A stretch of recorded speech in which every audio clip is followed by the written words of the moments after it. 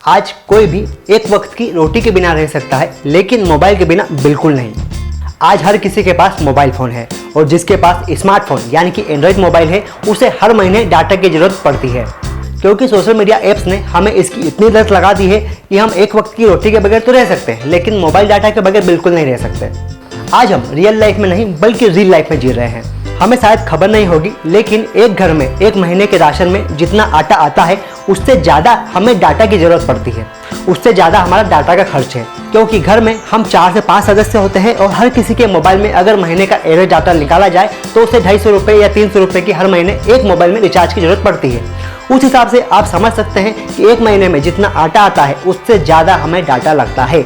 और अब तो सिम की कंपनियों ने अपने रिचार्ज इतने महंगे कर दिए हैं कि ये और भी महंगा पड़ने लगा है हमें। जब हमें डाटा की ज़्यादा ज़रूरत नहीं पड़ती थी उस समय हमारा रिचार्ज 20 से 50 रुपये के बीच हो जाता था और इतने में ही हमारा पूरा महीना निकल जाता था।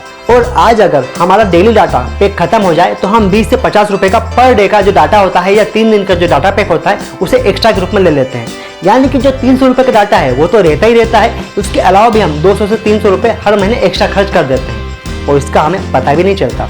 कंपनियां भी हमें बेवकूफ़ बना रही है। 28 दिन के हिसाब से साल के नहीं बल्कि 13 महीने के पैसे हमसे वसूले जा रहे हैं।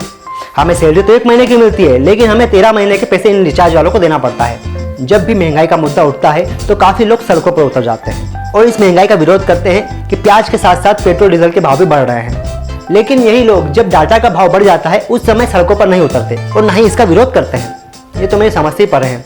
इतना भेदभाव क्यों भैया? जब आप पेट्रोल डीजल और प्याज के बढ़ने पर इतना मुद्दा उठा सकते हो तो इस डिजिटल डाटा के बढ़ने पर क्यों नहीं? आज एलन मस्क की कंपनी ट्विटर ने अपना ब्लू टिक बेचना शुरू कर दिया है, यानी कि अब ये लोग और ज़्यादा पैसा कमाएंगे। और अब तो मार्क जकरबर्ग भी यानी कि मेटा कंपनी के मालिक यानी कि फेसबुक और इंस्टाग्राम के मालिक ये भी आपसे ब्लू टिक का मंथली चार्जेस लेने की तैयारी में है। अगर आपके पास में ब्लू टिक है तो आपको इसका मंथली चार्जेस पे करना पड़ेगा और अगर आपके पास नहीं है तो आप इसे खरीद सकते हैं। अब आप कल्पना भी नहीं कर सकते कि $1 बिलियन कमाने वाली ये कंपनी अब भविष्य में और कितना कमाएगी। लेकिन इन सबसे हमें क्या, हमें तो डाटा की ज़रूरत ज़्यादा है हमारे घर में आटे से। हमें सबसे ज़्यादा चिंता इस बात की होती है कि कहीं हमारा डाटा खत्म ना हो जाए। अगर आपको मेरा ये वीडियो पसंद आया हो तो इसे लाइक और शेयर जरूर करिए और अपने नज़दीकियों तक जरूर पहुँचाएँ। धन्यवाद दोस्तों।